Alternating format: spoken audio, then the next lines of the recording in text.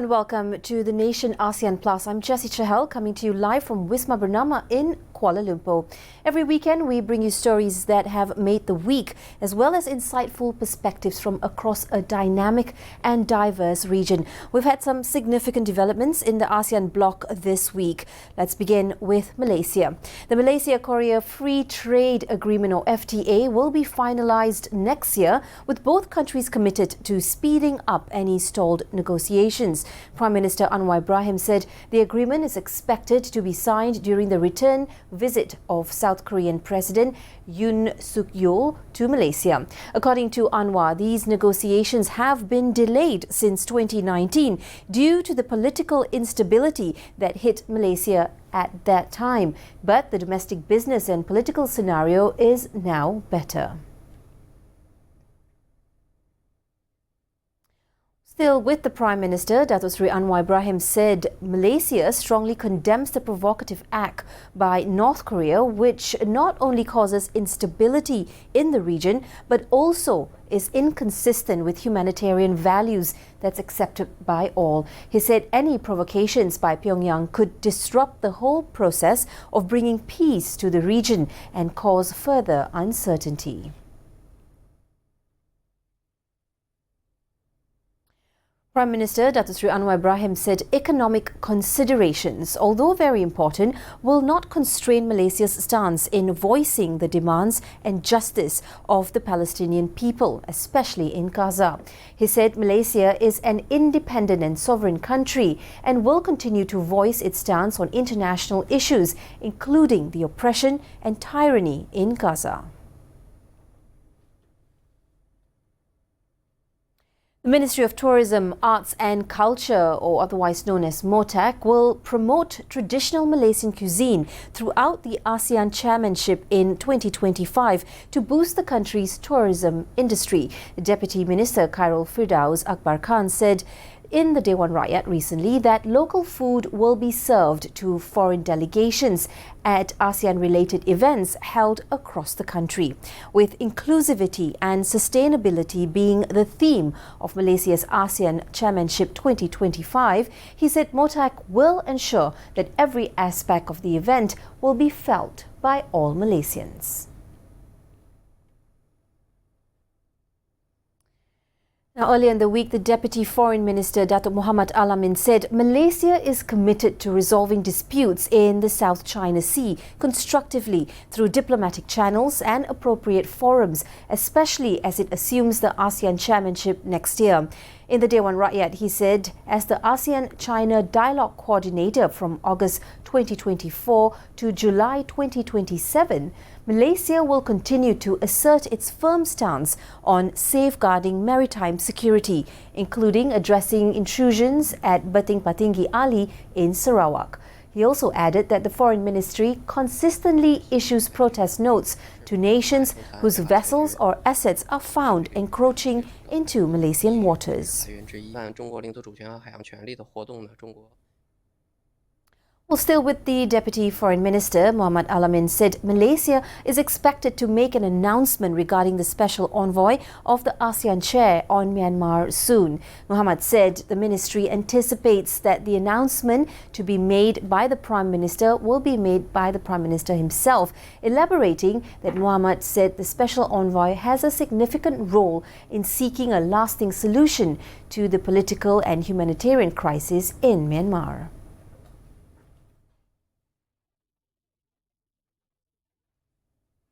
Well, this week we had Professor Tan Sri Dr. Jamila Mahmud, the Executive Director of the Sunway Centre for Planetary Health at Sunway University, in the studio here to discuss COP29 with reflections, commitments and realities as the theme. We sought her perspective on how COP29 positions ASEAN within the global climate agenda, as well as her insights on the bloc's greatest strengths and weaknesses. Here's what she shared with us. ASEAN has a tremendous opportunity now to show some leadership. We have seen from COP29 the developed world has not invested, the finance that's required, and have moved away from their responsibilities. ASEAN is a bloc of countries that it's an emerging economy. It's going to be a strong economy as years go by. We will be one of the largest economies by 2050. Has a tremendous opportunity now to show the way.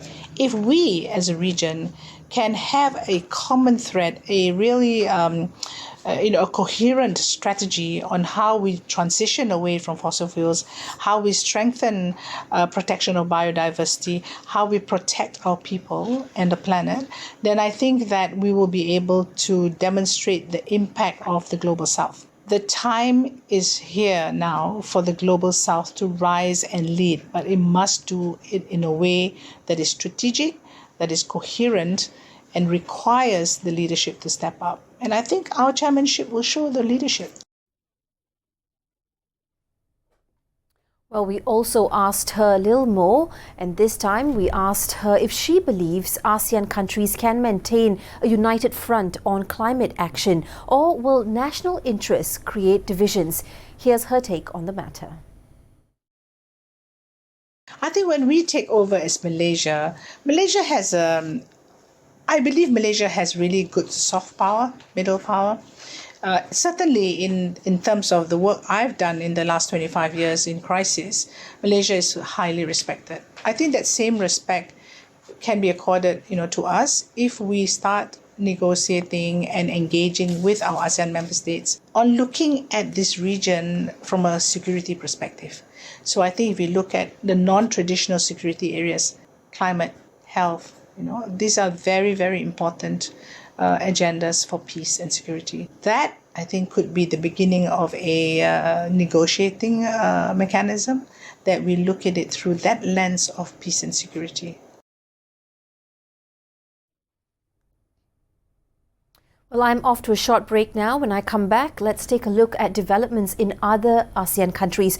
Don't wander off. I'll be right back. This is the Nation ASEAN Plus.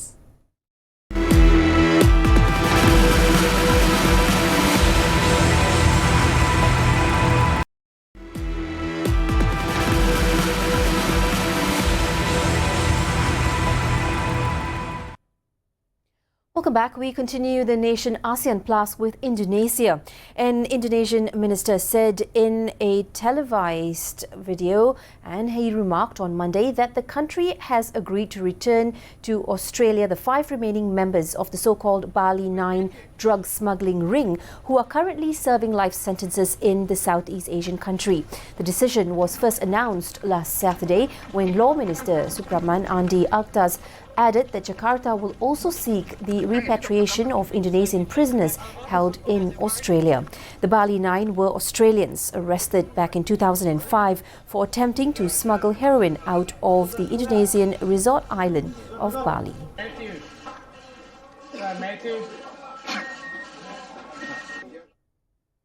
We move now to a disaster update in Indonesia. An official said on Thursday, Indonesian rescuers toiled through mud and fallen trees to search for passengers trapped in a minibus buried in mud and other victims after flash floods and landslides hit Sibolangit district and several other locations in North Sumatra province, killing at least 27 people.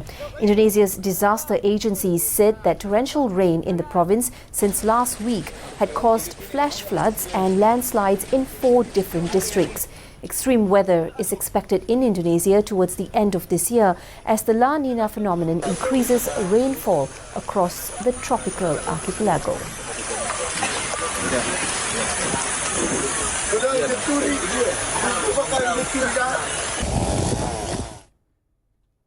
Meanwhile, residents in Jakarta roamed through water after flash floods hit the city on Thursday.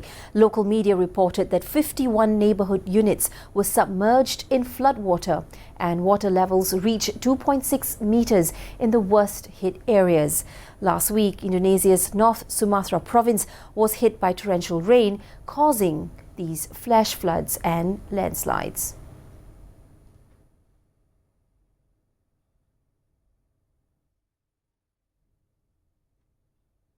On Tuesday, Indonesian authorities said they have foiled a plot to smuggle more than a ton of endangered pangolin scales worth over $1 million. The Director General of Law Enforcement at the Environment Ministry said the 1.2 tons of scales worth $1.3 million were found on November 11th in Asahan district of North Sumatra province and apparently were meant to be sent to China via Malaysia and Singapore. 4 suspects, including 3 army members, were found with some of the scales and will be charged with illegal possession of protected animals. If found guilty, they can face up to 20 years in prison and $314 in fines. Well, if you're wondering what pangolin scales are used for, they are primarily used in traditional Chinese medicine and contain the protein keratin. However, there's no scientific evidence to support this medicinal value. Well, we now move to Thailand. Police in northern Thailand said they were searching for a man after 2 men and a woman were shot and killed early on Wednesday. Nong Bua Lamchu Provincial Police said that the shooting took place in the town of Sri Bunrang. The suspect is believed to have been involved in a financial dispute with the victims.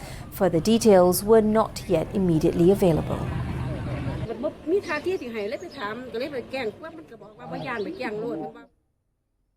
Well, now we shift our attention to Myanmar. China's Foreign Ministry spokesperson said China will continue to actively promote peace talks and provide support to the peace process in northern Myanmar. These remarks came after an ethnic minority army that is part of formidable rebel alliance fighting Myanmar's ruling military announced its willingness to host talks with the junta after a year-long battle along the Myanmar-China border. The AUNG National Liberation Army's decision comes as Myanmar's powerful neighbour China puts pressure on rebels amid the rapid degeneration of the military, which Beijing has long seen as a guarantor of stability.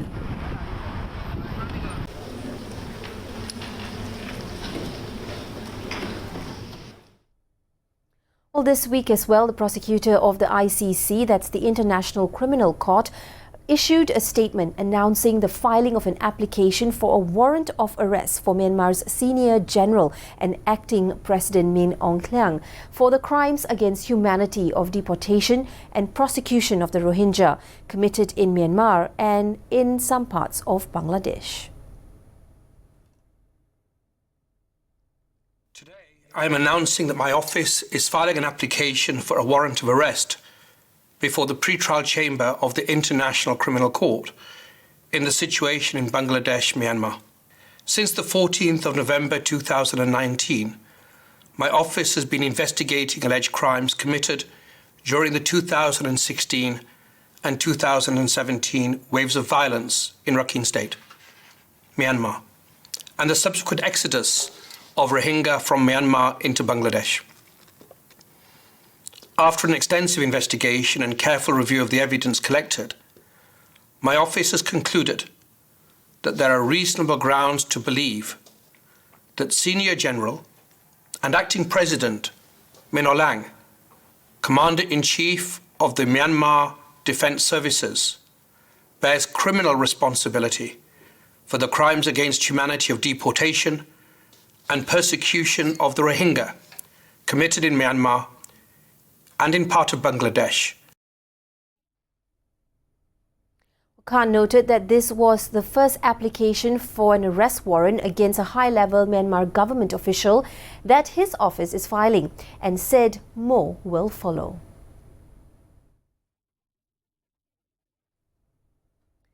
Meanwhile, refugees in Bangladesh welcome the ICC's decision. 1 million Rohingya fled, most to neighbouring Bangladesh, to escape a Myanmar military offensive launched in August 2017, a campaign that UN investigators have described as a textbook example of ethnic cleansing. Most refugees now live in squalor in camps in Bangladesh.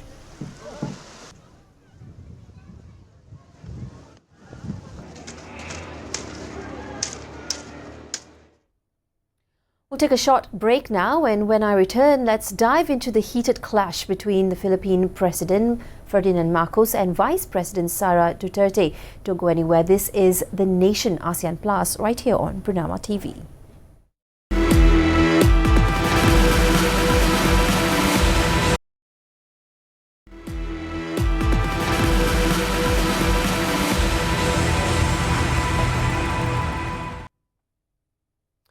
Welcome back. In the Philippines, the President Ferdinand Marcos vowed to fight back against what he called reckless and troubling threats against him, speaking out after his estranged Vice President said he would be assassinated if she herself were killed.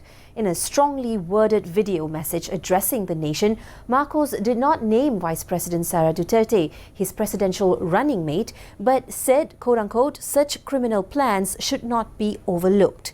In a dramatic twist in the fierce spat between Marcos and the powerful Duterte family, the daughter of firebrand former President Rodrigo Duterte said she had instructed an assassin to kill Marcos, his wife, and the lower house speaker in the event that she were killed.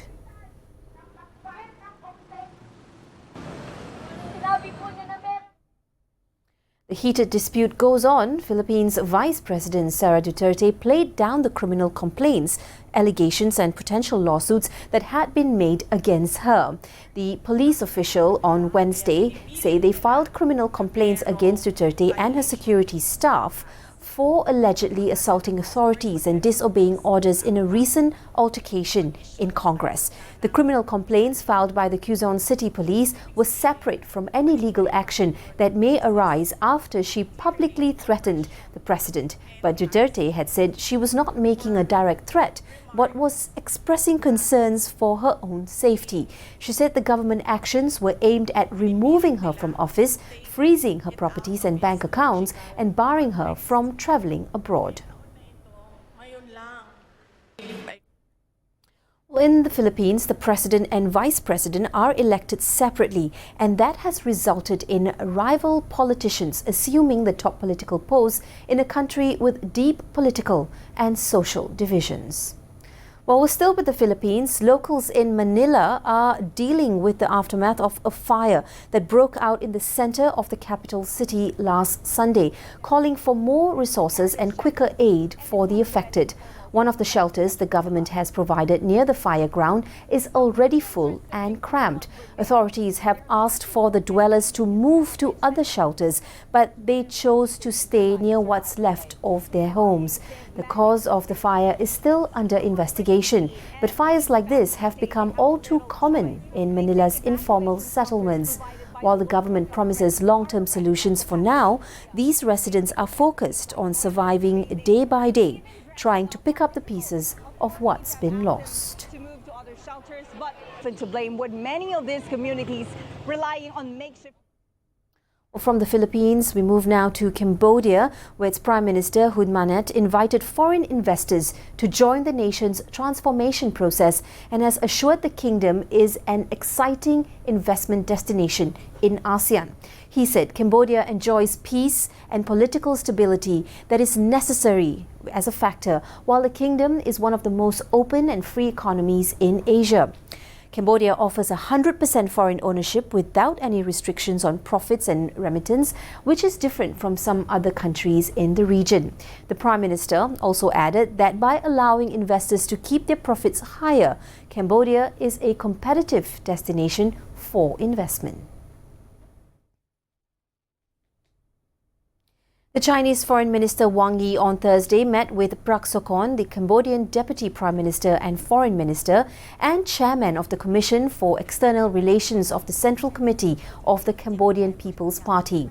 Wang said that the friendship between China and Cambodia has withstood the tests of international changes, and under the strategic guidance of leaders of both countries, the ironclad friendship between the two countries has entered a whole new stage. Meanwhile, Prak Sokhonn said that Cambodia is firmly committed to a friendly policy towards China and is willing to enhance political mutual trust, strengthen diplomatic coordination, and continuously elevate the Cambodia-China friendship to new heights. We continue now with Lars, a father of a 19-year-old Australian woman who died after drinking contaminated alcohol in a popular tourist town in Laos, urged officials in the Southeast Asian country to take strict action so that similar incidents do not repeat. Bianca Jones fell ill in Vang Vieng, a town in the Southeast Asian nation that's popular with foreign backpackers and is about 2 hours north of the capital Vientiane by road. She died on Thursday, November 21st, after being taken to a hospital in neighbouring Thailand on November 13th. A total of 6 tourists, 2 Danes, 2 Australians and a Brit as well as an American have died after visiting Vang Vieng.